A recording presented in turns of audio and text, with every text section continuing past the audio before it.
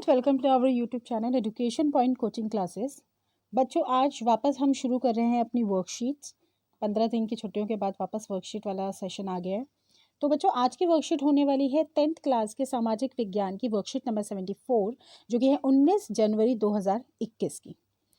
आज के वर्कशीट में हम करने वाले हैं वैश्वीकरण और भारतीय अर्थव्यवस्था पाठ की पुनरावृत्ति कर रहे हैं। तो पहले मैं आपको बता दूं कि वैश्वीकरण होता क्या है। बेटा, वैश्वीकरण कोई बहुत नया कंसेप्ट नहीं है। ग्लोबलाइजेशन पुराने समय में, यानी कि अगर आप जितना हमारे पास हिस्ट्री अवेलेबल है, जितना इतिहास है, पुराने से पुरानी अगर आप इतिहास भी निकालोगे, तो जब दो कंट्रीज होती थी, दो समुदाय होते थे, जब वो वस्तुओं का आदान प्रदान करते थे दूसरे लेवल पे, यानी कि एक देश दूसरे देश से सामान खरीदता और बेचता था, वही क्या है, वैश्वीकरण है। आज भी हम यही कर रहे हैं। और अगर भारतीय अर्थव्यवस्था के कंटेक्स्ट में किया जाए तो भारत पुराने समय से दूसरे देशों के साथ व्यापार करता आया है। स्पेशली हमारे जो स्पाइसेस थे, हमारे जो मसाले थे, वो विश्व अर्थव्यवस्था में काफ़ी ज़्यादा फेमस थे। तो वैश्वीकरण यही है जब दो या दो से ज़्यादा देश आपस में वस्तुओं का, सेवाओं का और मुद्राओं का, व्यक्तियों का, मतलब व्यक्ति in the sense service sector में आदान प्रदान होता है, तो वो कहलाता है वैश्वीकरण। आज के समय में वैश्वीकरण को जो कारगर सिद्ध कर रही हैं वो है एमएनसी, बहुराष्ट्रीय कंपनियां या मल्टीनेशनल कंपनीज। ये वो हैं जिनकी वजह से आज वैश्वीकरण हो पा रहा है। एमएनसी क्या होती हैं? जो एक देश की होकर बाकी देशों में, यानी कि एक से ज़्यादा देशों में क्या करती हैं, व्यापार करती हैं। क्योंकि आज हम ऑनलाइन मेथड से पढ़ रहे हैं, तो अगर हम मोबाइल की बात करें, मोबाइल के ऐसे बहुत से ब्रांड्स हैं, नेट के सिम जिसको हम कहते हैं, हमारा क्या कहते हैं, जियो तो खैर इंडिया का है, एयरटेल है, या और भी जो बाकी चीज़ें हैं वो कहाँ की हैं ये पता ज़रूर करिएगा। ऐसी मोबाइल सेट है, वीवो है या ओप्पो है या एमआई है या एप्पल है, ये कहाँ के हैं? हम भारत के तो नहीं है, पर हमें मिल रहे हैं। It means just because of globalisation. तो बच्चों, यहाँ पे आपको 3 और 5 अंक के टोटल 10 क्वेश्चन दिए हैं। तो आइए जानते हैं इन प्रश्नों के उत्तर। सबसे पहला प्रश्न है, वैश्वीकरण से आप क्या समझते हैं? बहुत ही सिंपल शब्दों में बता दिया। जब दो देश या दो से ज़्यादा देश आपस में मिलकर एक दूसरे व्यापार करते हैं तो वो कहलाता है हमारा वैश्वीकरण। दूसरा, विश्व व्यापार संगठन क्या है, इसके क्या कार्य हैं और इसकी कमियां क्या क्या हैं?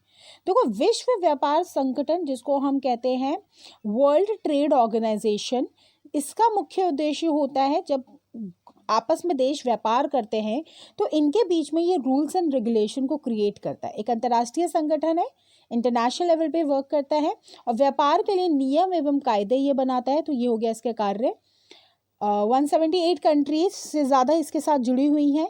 कमियां क्या है? देखो, विश्व व्यापार संगठन की सबसे बड़ी कमी यही है कि ये विकसित देशों के हिसाब से रूल्स एंड रेगुलेशंस बनाता है, और जो अल्प विकसित हैं या विकासशील देश हैं उनको ज़्यादातर इसके साथ जुड़ने से कोई फ़ायदा नहीं होता, बल्कि नुकसान झेलना पड़ता है। तो ये इसकी सबसे बड़ी कमी है कि कहीं ना कहीं इसको अकॉर्डिंग टू इक्वालिटी, जस्टिस के हिसाब से कार्य करना चाहिए, जो ये करने में असफल है। देखो, बनाया इसीलिए गया था कि बराबरी आए, विकासशील देश भी अपने पॉइंट ऑफ व्यूज़ को, अपने विचारों को प्रकट कर सके, उनको भी फायदा हो सके, पर ऐसा कुछ हुआ नहीं। क्वेश्चन नंबर 3, बहुराष्ट्रीय कंपनियां क्या होती हैं और बहुराष्ट्रीय कंपनियां किस प्रकार उत्पादन पर नियंत्रण रखती हैं? तो अगेन, मल्टीनेशनल कंपनीज वो होती हैं जो एक से ज़्यादा देश में अपना व्यापार करती हैं और उत्पादन को कैसे नियंत्रित करती हैं? तो देखो, एमएनसी आज के समय में वैश्वीकरण को चला रही है। जो हमारा ग्लोबलाइजेशन है, ये इन्हीं की वजह से कहीं ना कहीं कारगर सिद्ध हुआ है, और इसके नियंत्रण पूर्णतः इसके हाथ में ही है। कैसे प्रोडक्शन रखना है, किस देश में जाना है, सैलरीज इनकी अपनी होती है। ये सरकार के रूल्स रेगुलेशंस मानते ही नहीं, कहने के लिए, तो नाम मात्र के लिए मानते हैं। तो अगर ये अपने हिसाब से कार्य कर रहे हैं तो ऑब्वियसली उत्पादन को ये पूर्णतः नियंत्रित रख रहे हैं। नेक्स्ट, निवेश क्या होता है? देखो, बिल्डिंग, कच्चा सामान, लेबर को पैसा देना, इन चीज़ों में पैसा लगाना निवेश कहलाता है। निवेश किस इरादे से किया जाता है? निवेश का मुख्यतः उद्देश्य होता है लाभ कमाना, प्रॉफिट कमाना। देखो, हानि के लिए कोई भी निवेश नहीं करता।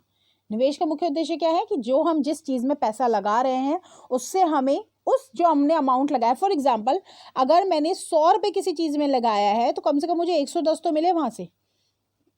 लाभ की दृष्टि से किया जाता है निवेश। विदेशी निवेश क्या होता है? निवेश अपने देश में पैसा लगाना, विदेशी निवेश दूसरे देश पे पैसा लगाना, यानी कि अपने देश के अलावा दूसरे देश में इन चीजों में इन्वेस्टमेंट करना। नाउ नेक्स्ट क्वेश्चन नंबर 5, व्यापार व निवेश पर कई देश व्यापार अवरोध क्यों लगाते हैं? क्यों लगाते हैं ट्रेड बैरियर्स? इंडिया की बात की जाए तो खुद इंडिया ने 1947 से लेकर 91 तक ट्रेड बैरियर का सहारा लिया। देखो क्यों लगाया जाता है? बेसिकली अपने देश के व्यापारियों को सुरक्षा प्रदान करने के लिए व्यापार अवरोध लगाया जाता है, क्योंकि अगर दूसरे देश, वो विकसित देश है, वो इतने ज़्यादा डेवलप्ड है कि उनके पास इतनी न्यू टेक्नोलॉजी है जिसकी वजह से वस्तुएं काफ़ी सस्ती उनके लिए बनती हैं, इसलिए प्राइस भी वो सस्ते ही रखते हैं।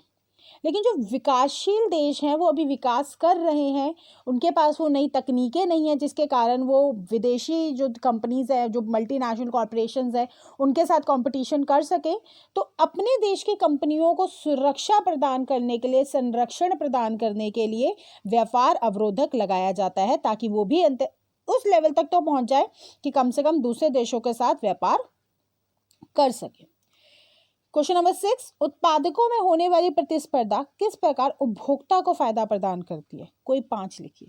ये बात तो बहुत करेक्ट है कि अगर कंपटीशन होता है तो सबसे ज्यादा जो फायदा होता है वो कस्टमर को होता है, उपभोक्ता को होता है, कंज्यूमर को। क्यों? देखो मान लो फॉर एग्जाम्पल एक मार्केट है और यहाँ पे किसी वस्तु की एक्स नाम की दुकान है। इस पूरे एरिया में सिर्फ एक ही दुकान है और इसको खरीदने वाले 10 लोग हैं। अगर इस एक्स को पता है कि पूरे मोहल्ले में मेरी ही दुकान है, तो खरीदेंगे तो मुझसे खरीदेंगे, नहीं खरीदेंगे तो जाएंगे कहाँ? तो ये अपने मनमाने ढंग से क्या करेगा? प्राइस के दाम रख लेगा। अगर कोई 10 की चीज़ है तो ये 20 में भी बेचेगा, 30 में भी बेच सकता है, क्योंकि इसको तो पता है ना कि मैं ही हूँ बेचने वाला। लेकिन अगर इसी के कंपटीशन में मार्केट में वाई नाम की दुकान आ जाए, जेड नाम की दुकान आ जाए, तो इसको ये डर आ जाएगा कि नहीं भाई, ये 10 ही कंज्यूमर हैं, इन 10 लोगों के पास अब वाई और जेड का भी ऑप्शन है दुकान का, तो मैं 10 की चीज में ऐसा क्या करूं कि ये मेरे पास आए?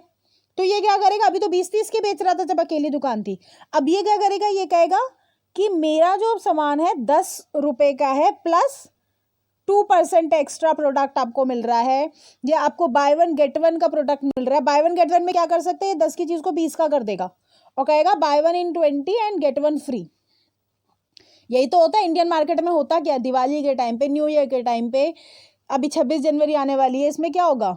सेल्स लगेंगी। सेल वेल कुछ नहीं होती है, बस हमें क्या किया जाता है? अपनी तरफ अट्रैक्ट किया जाता है।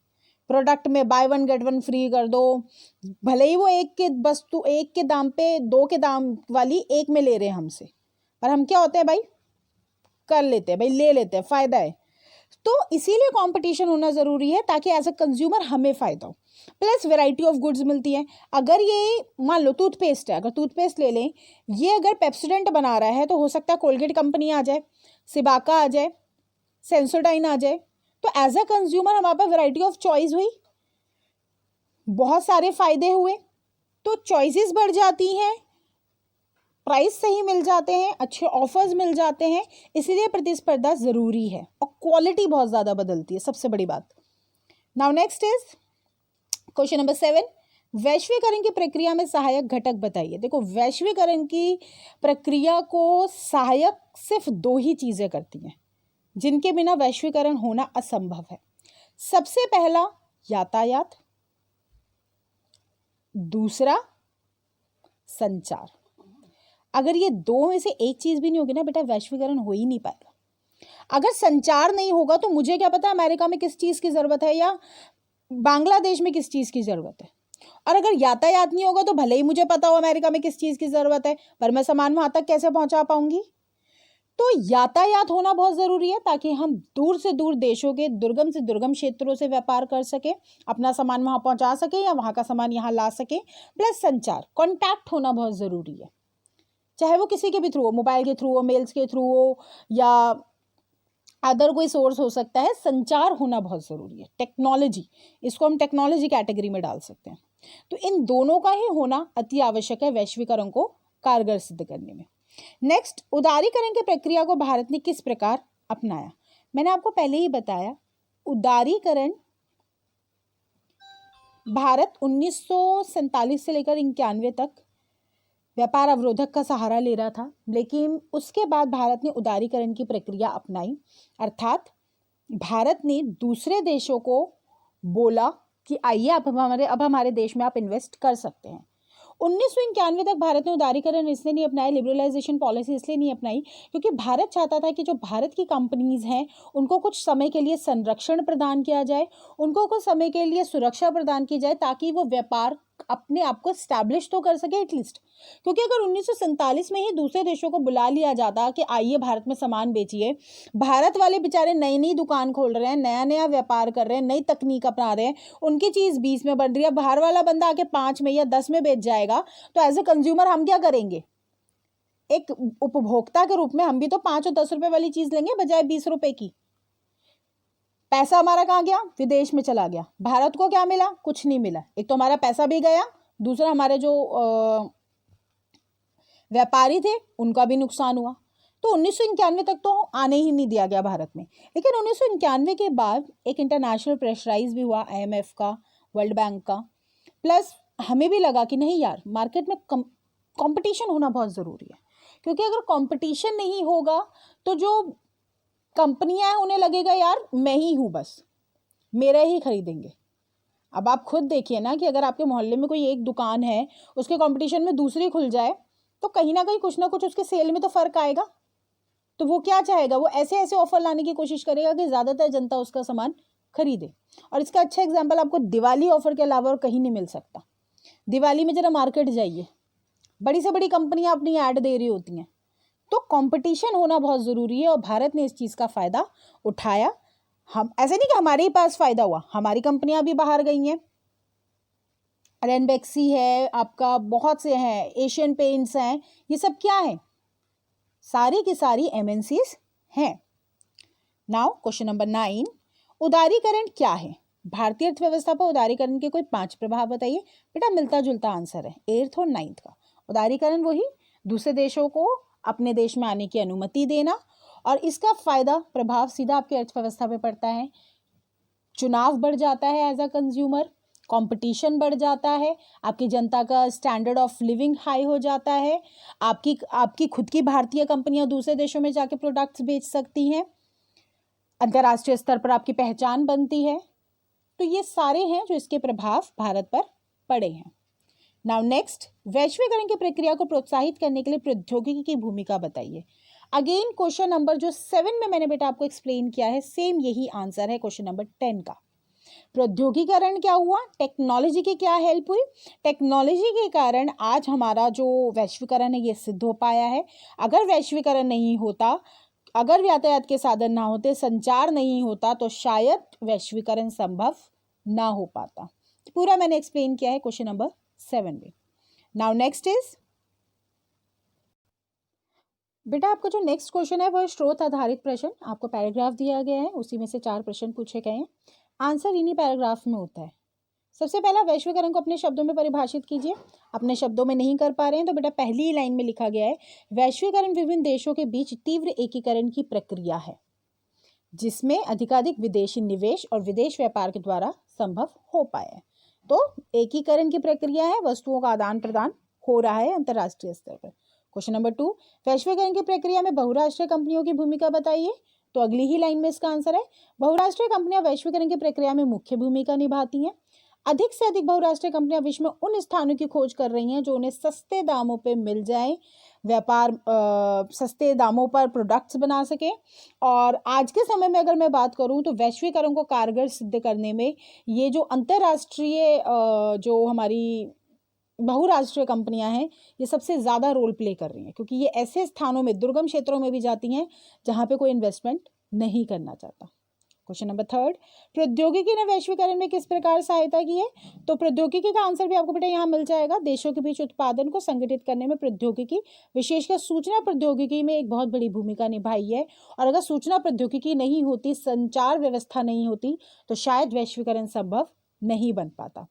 लास्ट क्वेश्चन है हमारा, न्याय संगत वैश्वीकरण के लिए कुछ उपाय बताइए। देखो न्याय संगत का क्या मतलब होता है कि सबको फायदा हो। तो न्याय संगत वैश्वीकरण तभी हो पाएगा जब सबको अवसरों की सृजन करेंगे, सुनिश्चित करेंगे कि वैश्वीकरण के जो लाभ हैं वो सबको बराबर मिले, चाहे वो एक देश के स्तर पर हो या अंतर्राष्ट्रीय स्तर पर हो। सिर्फ विकसित देश या अमीर लोगों को ही इसका फायदा नहीं होना चाहिए, गरीब और विकासशील देशों को भी इसका फायदा मिलना चाहिए। इसके लिए कुछ नियम ऐसे बनाए जा सकते हैं, विश्व व्यापार संगठन है जो अपनी भूमिका निभा सकता है, जिससे कि इन जो बैकवर्ड्स लोग हैं या विकासशील कंट्रीज हैं उनको भी फायदा मिले। बच्चों आज के वर्कशीट में बहुत ही अच्छे क्वेश्चंस हैं, पूरे चैप्टर का निचोड़ है। इस वर्कशीट को ध्यान से देखिए। थैंक यू सो मच बच्चों, मिलते हैं नेक्स्ट वीडियो में।